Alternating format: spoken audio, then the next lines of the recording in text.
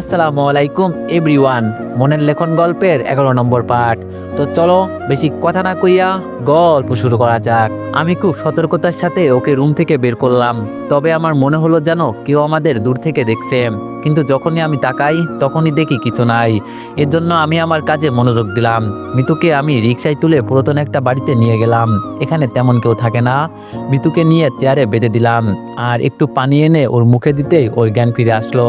ওর হাত পা বাঁধা অবস্থায় দেখে ও জোরে চিৎকার দিয়ে বলতে লাগলো, আমাকে কেউ বাঁচাও প্লিজ। আর আমি এখানে কিভাবে আসলাম? আমি লাইট জ্বালিয়ে মৃত্যুর সামনে গিয়ে বললাম, আমি তোরে এখানে নিয়ে আসছি, আজকে খুব কাছ থেকে নিজের মৃত্যু দেখতে পারবি। মিতু বলল, তুই আমাকে এখানে নিয়ে আসলি কেন? তুই তো আমার সাথে শারীরিক সম্পর্ক করতে গিয়েছিলি। আমি বললাম, বোকা মেয়ে, তোর কি মনে হয় আমি তোর সাথে এইসব করতে গিয়েছিলাম? তোরে তুলে আনতে গিয়েছিলাম। আমার বাবাকে তুই আর তোর বান্ধবী প্ল্যান করে মারলি, এজন্য এখন আমি তোরেও ঠিক এভাবেই মারবো। আর তোরে মেরে পরে তোরে গলার দড়ি দিয়ে ঝুলিয়ে দিব, যাতে সবাই বুঝে এটা একটা আত্মহত্যা। আমার কথা শুনে মিতু ভয় পেয়ে বলল, তার মানে তুই সবকিছু? আমি বললাম, আমি সবকিছু জেনে গেছি। আর সেই দিন তোর ফোনটা আমার কাছেই ছিল, ওটা আমি পরে তোর সাথে গিয়ে রাস্তায় রেখে আসছি। এখন মৃত্যুর জন্য তৈরি হ। আমার কথা শুনে মিতু কান্না করে বলল, আমাকে ছেড়ে দে, তুই তুই যা বলবি আমি তাই করব, প্লিজ আমাকে তুই ছেড়ে দে। আর আমি তোর বাবাকে মারি নাই, তোর বাবাকে তো তোর ভাবি মেরেছে, প্লিজ তুই আমাকে ছেড়ে দে। আমি বললাম, ভাবি মেরেছে মানলাম, কিন্তু বুদ্ধি তো তোর ছিল। হঠাৎ আমি পিছনে কিছু একটা আওয়াজ শুনলাম, আর আমার পিছনে পিছনে কেউ একজন আসছে, এটা আমি শিওর। এই জন্য আমি বললাম, এখানে অন্ধকারের ভিতরে যে লুকিয়ে আসো, বের হয়ে এখানে আসো, আর নইলে খুব খারাপ হয়ে যাবে বলে দিলাম।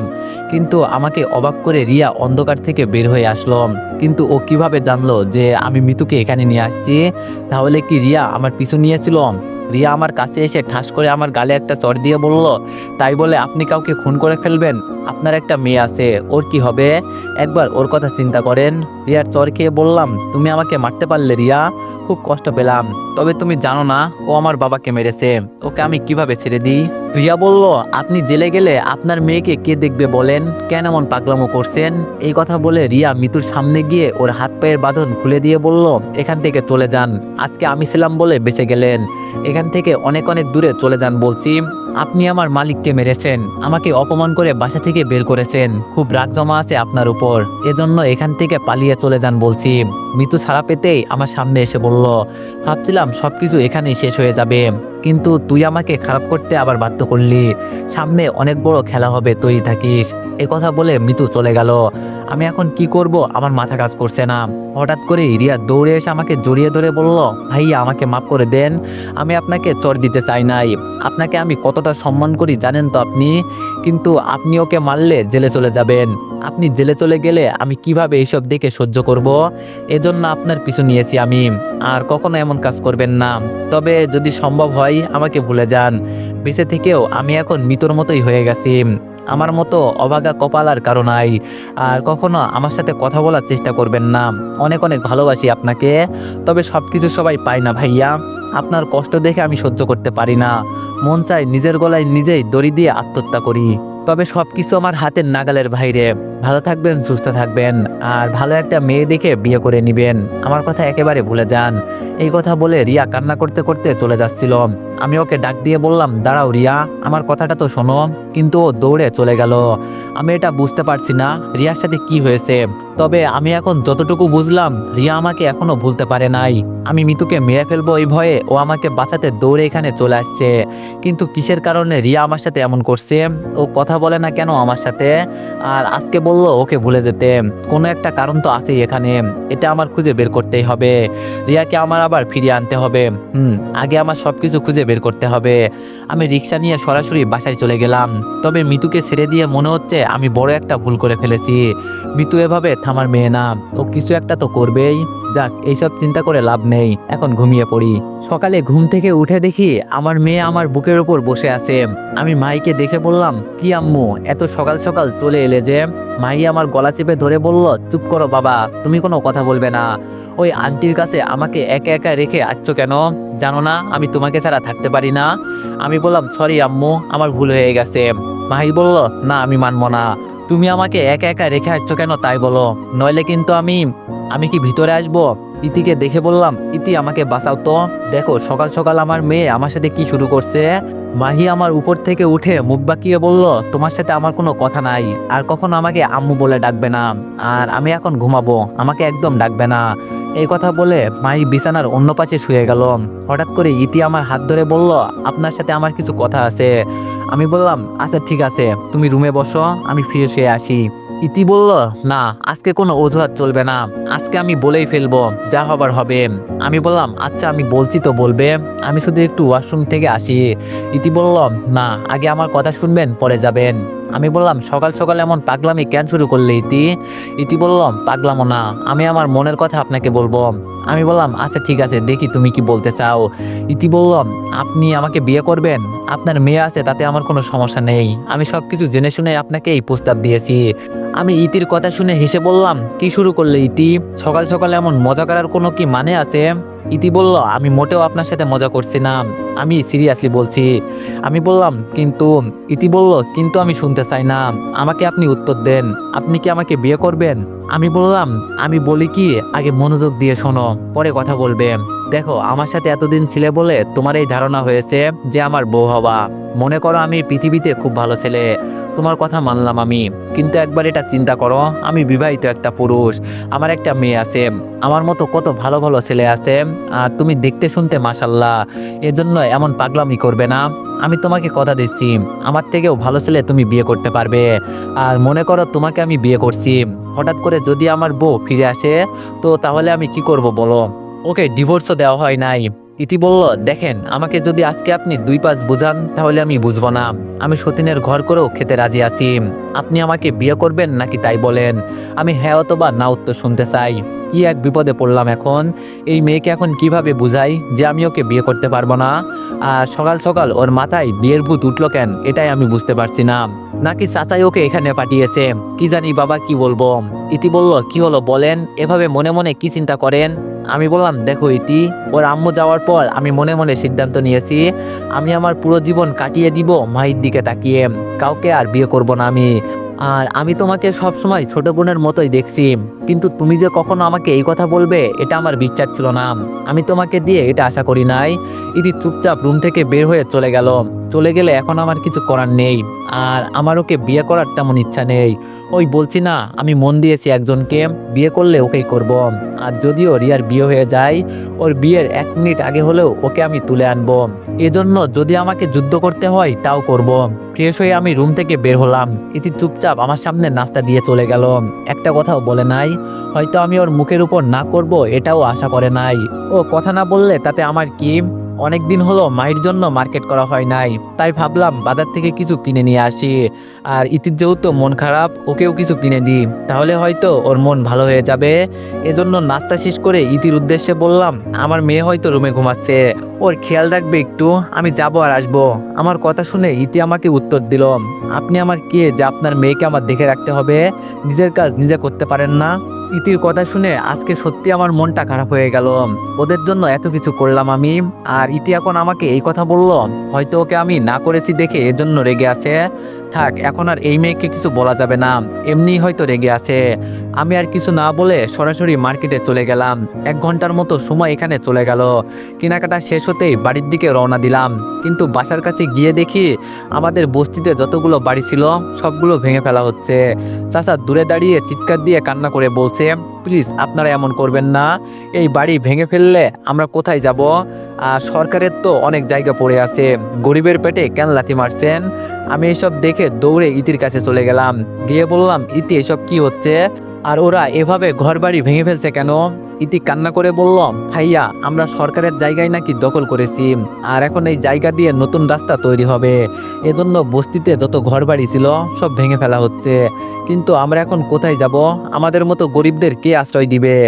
যারা কাগজপত্র নিয়ে এইসব ঘরবাড়ি ভেঙে ফেলছে তাদের কাছে যাওয়া যাচ্ছে না পুলিশের কারণে। ওরা আমাদের বারবার আটকে দিয়ে বলছে আমাদের কিছু করার নেই, আমাদের উপর মহল থেকে অর্ডার আছে। আমি কিছু করতে পারবো না বলে দৌড়ে থানার দিকে যেতে লাগলাম, যাকে দিয়ে কিছু করানো যাবে তার কাছেই যাচ্ছি। থানায় গিয়ে দেখি একজন কনস্টেবল আর রিয়া মিলে কিসের জন্য ফাইল তৈরি করছে। আমি রিয়ার সামনে গিয়ে বললাম, রিয়া আমার সাথে একটু চলো প্লিজ। অন্য যে একজন কনস্টেবল ছিল সে আমাকে বলল, কিরে তোর তো সাহস কম না, আমার সামনে তুই ওনাকে নাম ধরে ডাকিস? রিয়া কনস্টেবলের কথা শুনে বলল, উনাকে কিছু বলবেন না, উনি আমার খুব কাছের মানুষ। আর এভাবে এখানে দৌড়ে আসলে কেন, কি হয়েছে? আমি রিয়ার হাত ধরে বললাম, প্লিজ আমার সাথে একটু চলেন, অনেক বড় একটা সমস্যায় পড়েছি। রিয়া আমার কথা শুনে আমার দিকে কিছুক্ষণ তাকিয়ে বলল, আচ্ছা ঠিক আছে চলো, কিন্তু কোথায় যেতে হবে এটা তো আর বললে না। রিয়ার কোনো কথার উত্তর না দিয়ে ওকে সরাসরি আমাদের বাসার সামনে নিয়ে এলাম আর সবকিছু দেখিয়ে বললাম, আমাকে ওনাদের সাথে কথা বলতে দিচ্ছে না, তুমি একটু কথা বলে দেখো না প্লিজ, চাচার এই জায়গা ছাড়া অন্য কোনো জায়গা নেই, প্লিজ তুমি একটু কথা বলে দেখো না, যাতে আমাদের ঘরের কিছু না করে। রিয়া আমার কথা শুনে ওদের সামনে চলে গেল। আমার মেয়ে রিয়াকে দেখেই ওর কাছে গিয়ে আম্মু আম্মু বলতে শুরু করলো।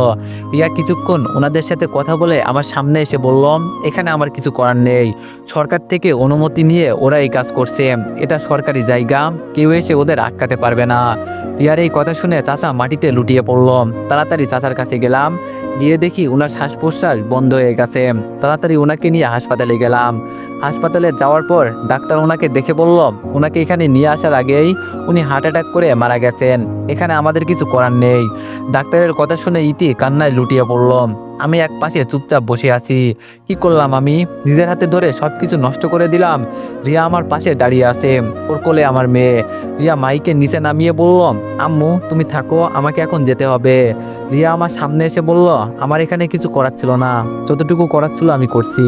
ঠাস ঠাস করে রিয়ার গালে দুইটা চড় দিয়ে বললাম, আজকে ভালো চাকরি করিস, ভালো বয়ফ্রেন্ড আছে, আমার মতো ছেলেকে দরকার নেই। হ্যাঁ, আজকে একটু সামান্য সাহায্য চেয়েছিলাম তোর কাছে, এটাও তুই দিতে পারলি না, যা, আমার আর তোর দরকার নেই। কথা বলতে গেলে আমার সাথে কথা বলিস না, খুব ভাব হয়েছে তোর, এখন আমার চাচা মারা গেছে, তুই আমার মেয়েকে কোল থেকে নামিয়ে বলিস তোর এখন যেতে হবে? যা তুই, তোরে এখন আর আমার দরকার নেই, তুই তোর চাকরি নিয়ে থাক, যা, আমার আর লাগবে না তোরে, যা এখান থেকে, আর আমার সামনে আসবি না, খুব ইগো হয়েছে না তোর, যা তুই তোর ইগো নিয়েই থাক। এর মাঝেই আপু চলে আসলো। হয়তো আপু চাচার মৃত্যুর খবর শুনে এখানে আসছে, তবে রিয়ার চোখে পানি ছেড়ে হাসপাতাল থেকে বের হয়ে গেল। ওকে কি বেশি বলে ফেলছে আমি? আর তাছাড়া ওর এখানে সত্যিই কিছু করার ছিল না, কিন্তু এখন এই সময়ে ও আমার মেয়েকে একা রেখে কিভাবে চলে গেল? আমার পরে যদি মাই কাউকে ভালোবাসে সেটা হলো রিয়াকে। চাচাকে হাসপাতাল থেকে নিয়ে মাটি দেওয়া হলো, তবে ইতির কান্না থামানো যাচ্ছে না। এই পৃথিবীতে ইতির যার কেউ নেই, এজন্য হয়তো এভাবে কান্না করছে।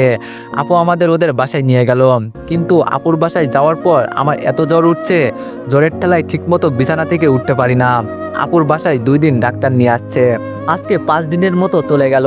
এখন আমি মোটামুটি সুস্থ হয়েছি, তবে যখন আমি অসুস্থ ছিলাম তখন মাঝরাতে মনে হতো যেন কেউ একজন আমার পাশে বসে মাথায় জলপট্টি দিচ্ছে, হয়তো এটা আমার আপুই হবে। সকালে মাইকে কোলে নিয়ে সোফায় বসে আছি, তখন আপু ভিতর থেকে এসে বলল, এখন কেমন লাগছে তোর? আমি বললাম, মোটামুটি একটু ভালো লাগছে আপু। আপু বলল, তুই কি এটা মনে করিস না এত তাড়াতাড়ি আমি কিভাবে সুস্থ হয়ে গেলাম? আমি বললাম, কি বলতে চাস আপু, তুই একটু বুঝিয়ে বল। আপু বলল, দেখ ভাই, আমি তোরে মিথ্যা কথা বলবো না, আর আমি তোর বড় বোন, একটু হলেও তোর মনের কথা বুঝি। তুই অসুস্থ হওয়ার একদিন পরই রিয়া এসে তোর খোঁজ খবর নিয়েছিল, আর তুই অসুস্থ ছিলি বলে কিছু বলতেও পারিস নাই। রিয়া ডিউটি শেষ করে রাতে তোর মাথার পাশে বসে তোর মাথায় জলপট্টি দিয়েছে, আবার যখন তোর ঘুম ভাঙবে তার আগেই ও চলে গেছে, কিন্তু তুই কিছুই বলতে পারিস না। আমি বললাম, কি বলিস এইসব আপু? আপু বললাম, তুই কি রিয়াকে আগে থেকেই পছন্দ করতি? আমি বললাম, শুধু পছন্দ করতাম না, পরিবারের বিরুদ্ধে গিয়ে ওকে আমি বিয়ে করতে চেয়েছিলাম। আপু বলল, কি বলবো তোরে, বলার মতো ভাষা নেই আমার, একটা মেয়ে কতটা অসহায় হলে এইসব করতে পারে, তুই ওর বিষয়ে কিছু জানিস ও কতটা বিপদে আছে? আমি বললাম, প্লিজ আপু বল ওর কি হয়েছে, আর আমি তো এইসব খোঁজখবর নিতে চেয়েছিলাম, কিন্তু সময়ের কারণে পারি নাই। আপু বলল, শেষের দিন যখন ও চলে যাবে তখন আমি ওকে জিজ্ঞেস করছিলাম, এত ভালোবাসো যেহেতু আমার ভাইকে, তো দূরে আছো কেন? ও উত্তরে কি বলল জানিস? শুধু বলল, চাইলে কি সবকিছু পাওয়া যায় আপু, আমার কপালে সুখ নাই, সারা জীবন কষ্ট করে দিন কাটিয়েছি, এখনো ঠিক তেমন করেই যাচ্ছে। এই পর্যন্ত বলে আপু একটু চুপ হয়ে আবার বলল, ওর বাবা মাকে মেরে ফেলা হয়েছে, আর ওর বাবা মাকে কে মেরেছে জানিস? ওই মেয়রের ছেলে রাসেল। ওর যখন পুলিশের চাকরি হয়েছে তখন ওই রাসেল ওকে দেখে পছন্দ করে নিয়েছিল, রিয়া ওকে বিয়ে করবে না দেখে ওর বাবা মাকে ওই রাসেল মেরে ফেলছে, এখন ওকে আটকে রাখছে। ও রাসেলের কাছে নাকি পার্সোনাল কিছু পিক আছে রিয়ার, এজন্য ওর কথা শোনে, খুব বিপদে আছে ওই মেয়েটা, আর এইসব কথা যেন ও কাউকে না বলে এই বিষয়ে ওকে না করেছে, আমি ওকে জোর করছি বলে ও সবকিছু বলে দিয়েছে, আর এটাও বলে গেছে তোর কাছে আর কোনোদিন আসবে না, যদি মরেও যায় তাও আসবে না, তোর ভালো থাকতে বলছে। আপুর বলা কথাগুলো শুনে আমার চোখ থেকে টপ টপ করে পানি পড়ছে। আমি জানতাম রিয়া আমাকে ছাড়া কাউকে ভালোবাসতে পারে না। রিয়ার প্রতি আমার এই বিশ্বাসটা ছিল, কিন্তু আমি ওকে বুঝতে পারি নাই। আমি চোখের পানি মুছে বললাম, এখন কি করব বল আপু? তুই জানিস তোর ভাই রিয়াকে ছাড়া থাকতে পারবে না। আপু বলল, দিব এক চর। আর তুই ওকে সেই দিন কেন মেরেছিলি? তুই জানিস সেই দিনও কতটা কষ্ট পেয়েছে? একমাত্র তোর কারণে এই মেয়েটা এত কিছু করছে। আর কি করবে ও বল? আমি বললাম, প্লিজ আপু, তুই এভাবে বলিস না, সব দোষ আমার, আমি ওকে বুঝতে পারি নাই। আপু বলল, তুই এখন কি করবি? আমি বললাম, রিয়াকে নিয়ে আসলে ওর ক্ষতি হবে আমি জানি। আমি কিছু জানি না, সব কিছু জানিস তুই। যদি রিয়াকে আমার কাছে এনে না দিস তাহলে আমাকে পাবি না। আপু বলল, সব পাগল ছাগল আমার কাছে আসে, দোষ করবা তুমি আর বিপদ থেকে উদ্ধার করবা আমি, এটা হবে না। আমি মাহির কানে কানে বললাম, মাহি, তুমি চাও না তোমার আম্মু তোমার কাছে থাকুক? তোমার আম্মুকে তোমার আন্টি এনে দিতে পারবে। যাও আন্টিকে গিয়ে বলো তোমার আম্মুকে এনে দিতে। তোমার আম্মুকে লুকিয়ে রাখছে তোমার এই আন্টি। এই পর্যন্ত বলতেই মাহি আমার কোল থেকে লাফ দিয়ে আপুর কাছে গিয়ে আপুর গলা চেপে ধরে বলল, আমার আম্মুকে কোথায় লুকিয়ে রাখছেন? আম্মুকে এনে দেন বলছি, নইলে আপনাকে মেরে ফেলবো কিন্তু। আমার আম্মুকে বের করে দিন। আমি মুখে হাত চেপে হাসছি। আপু চোখ ঘুরিয়ে বলল, তোরে যে কি করব আমি? আমি এবার হাসতে হাসতে বললাম, আমার মেয়ে তো ঠিকই বলছে, ওর আম্মুকে এনে দে তুই, নইলে তোরেও ছাড়বে না। আপু, আমি কি কিছু বলতে পারি আপনার সাথে? ইতিকে দেখে আপু বলল, বলো কি বলবে। তোমার এখানে থাকতে তো কোনো সমস্যা হচ্ছে না? ইতি বলল, না আপু, তেমন কোনো সমস্যা হচ্ছে না, কিন্তু আমার এখানে থাকতে ভালো লাগছে না।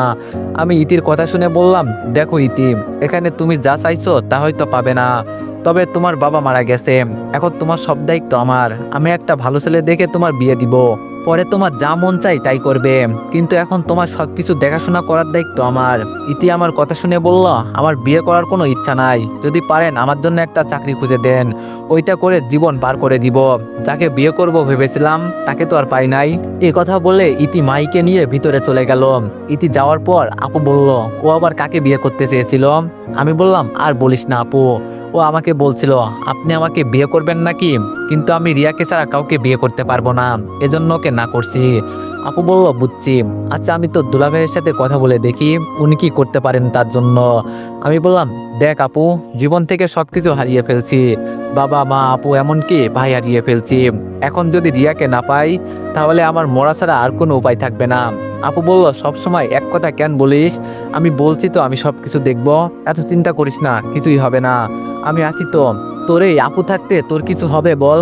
আমি আপুকে জড়িয়ে ধরে বললাম, আমাকে মাফ করে দিস আপু, আমি তোর জীবন থেকে অনেকগুলো বছর কেড়ে নিয়েছি। আপু বলল, ধুর বোকা ছেলে, এভাবে বলিস না, আর মাপ তো চাইবো আমি তোর কাছে। আজকে আমার মেয়ে তোর জন্য বেঁচে আছে, ওকে হাসি খুশিতে দেখলে আমার খুব ভালো লাগে, ও রিয়াকে আম্মু বলে ডাকে। আর যাই হোক, ও একটা আম্মু তো পাবে, তোর জন্য যদি না করি আমি আমার মেয়ের সুখের জন্য এটা করতে পারবো না কেন বল? আমি বললাম, লাভ ইউ আপু। আপু বললাম, হয়েছে, এখন আমার সাথে চল, তোরে কিছু দেখাবো। আমি বললাম, আচ্ছা ঠিক আছে চল। আপু আমাকে নিয়ে সরাসরি আমাদের বাসায় চলে গেল। আমি গাড়ি থেকে নেমে বললাম, কিরে আপু, তুই আমাকে এখানে নিয়ে আসলি কেন? আমি এখন আমার নিজের মতো ভালো আছি, আমার পরিবারের দরকার নেই কোনো। যেই পরিবারের মানুষ আমাকে বিশ্বাস করে না সেই পরিবারে আমার থাকার কোনো দরকার নেই। আপু আমার হাত ধরে বলল, আগে ভিতরে তো চল, আর আমার বাবাকে হত্যা করে ও এভাবে বেঁচে যাবে তা তো আমি হতে দিব না। বাসার ভিতরে গিয়ে দেখি দুলাভাই ভিতরে সবাইকে আটকে রাখছে। দুলাভাই সাথে করে কিছু ছেলেপিলে নিয়ে আসছে, তবে দুইটা চেয়ারে আমার ভাবি আর মিতুকে বেঁধে রাখা হয়েছে। যাক, ভালোই হয়েছে আমি মনে করি, কারণ ভাবি আমার বাবার সাথে যা কিছু করেছে এর বিচার হওয়ার দরকার।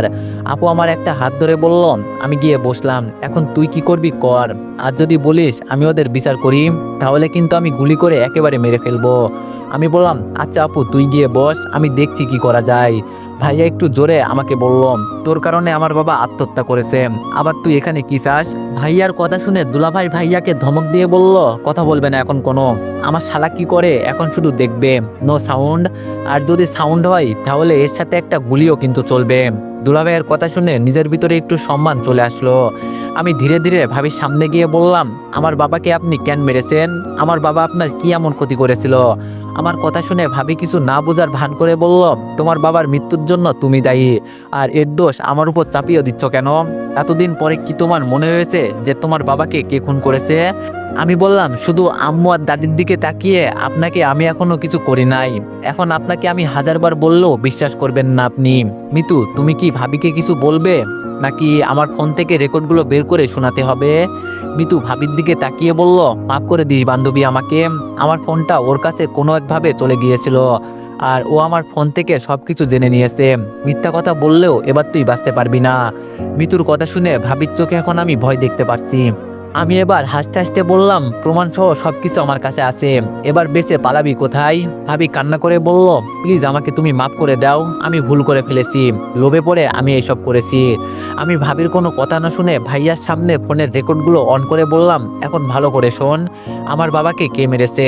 কয়েকদিন হলো ভাবি আমাদের বাসায় আসছিল আর ওর কথা সবাই বিশ্বাস করে আমাকে বাসা থেকে বের করে দিয়েছে। এখন ভালো করে শোন, আমার বাবাকে কে হত্যা করেছে। ভাইয়া সবকিছু শুনে রেগে ভাবির সামনে গিয়ে বলল, ডাক্তার আমাকে বলেছে তুই কোনোদিন মা হতে পারবি না, এরপরও আমি তোরে নিয়ে সংসার করি, আর তুই আমার বাবাকে মারলি, তাও আবার আমার বউ হয়ে। তোরে আমি এখানেই ডিভোর্স দিব, তোর মতো মেয়েকে আমার দরকার নেই। ভাইয়ার কথা শুনে ভাবি কান্না করে বলল, প্লিজ আমাকে তুমি মাফ করে দাও, আমার ভুল হয়ে গেছে, আমি আর কখনো তোমার সাথে এমন কিছু করব না। আমি ভাইয়ার সামনে গিয়ে বললাম, তুই তো প্রবাসে ছিলি, এই মেয়ে বিয়ের আগে কতটা যে নষ্ট ছিল ওটা তোরে বলে নাই, তুই বোকার মতো সবকিছু বিশ্বাস করে বিয়ে করলি, ওরে তো মন চাই মেরে ফেলতে, শুধু তোর বউ বলে পারি না। ভাইয়া আমাকে জড়িয়ে ধরে কান্না করে বলল, আমার ভুল হয়ে গেছে ভাই, আমাকে মাফ করে দিস, আমি তোরে বুঝতে পারি নাই, আমি আবার বিদেশ চলে যাব, ওকে কালকেই ডিভোর্স দিব, পরে যদি ভালো মেয়ে পাস তো বিয়ে করব, নইলে সারা জীবন বিদেশের মাটিতেই কাটিয়ে দিব। এখন আমি ওদের উপযুক্ত শাস্তি চাই, আমি আমার বাবার খনিকে এভাবে ছেড়ে দিব না। বাবার সাথে কত সময় আমি কাটিয়েছি, আর ও কিভাবে আমার বাবাকে মারতে পারলো। আমি এবার ভাবির সামনে গিয়ে বললাম, আজকে আপনি আমার ভাবি বলে আপনি বেঁচে গেছেন, যান, আপনাকে আমি ছেড়ে দিলাম, আর কখনো আপনি আমাদের বাসার সামনে আসবেন না, এমনকি আমার ভাইয়ের সাথে যোগাযোগ করার চেষ্টাও করবেন না। আপু কি বলিস, ছেড়ে দিব? আপু চেয়ার থেকে উঠে ভাবির গালে ঠাস ঠাস করে দুইটা চড় দিয়ে বলল, আমার ছোট ভাই যদি আজকে এখানে না থাকতো তাহলে তোরে আমি গুলি করে মারতাম, যা, তোরে আমি ছেড়ে দিলাম, আমার ছোট ভাই বলছে যেহেতু ছেড়ে দিলাম। দীপু এখন থানায় যা, ওর জন্য একটা মেয়ে অপমানিত হয়েছে, আর সেটা আমার মায়ের আম্মু, এই বাসায় ওর একটা সম্মান আছে, যা ওকে এখানে নিয়ে আয়।